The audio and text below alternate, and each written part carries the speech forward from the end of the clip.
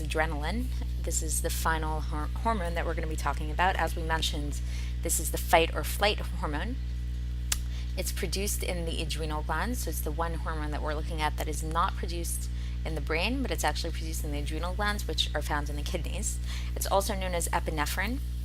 And this hormone kicks in during life-endangering situations, such as I'm sure that you've all heard about the phenomenon of, let's say, if a mother sees her child, God forbid, who's trapped underneath a car or something like that, she gets this like superhuman strength to lift up the car, even if she's not a very strong, muscular woman at all. This is because of the adrenaline. So the adrenaline really kicks in and gives this like rush of very high-powered, high energy.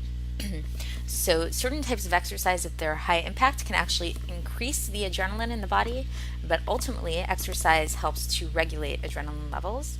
So even though adrenaline definitely has a positive purpose to it, as we mentioned, to help us with life-endangering situations and things like that, there is a concept of adrenaline addiction, which means that some people are just actually really addicted to that adrenaline rush high, and too much of it can actually be very linked to anxiety and stress and those type of things.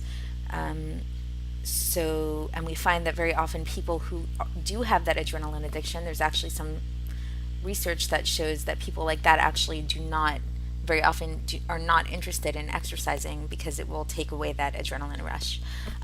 But ultimately, if somebody is interested in becoming more balanced in that way, so exercising, once again, it helps to regulate adrenaline levels. And the way that it does this in a very simplified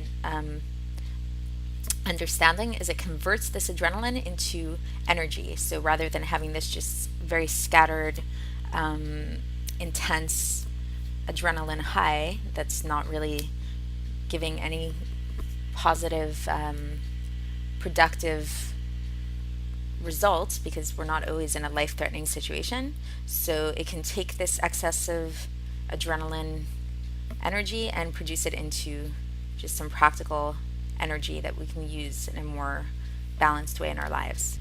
So now we're on to our next slide.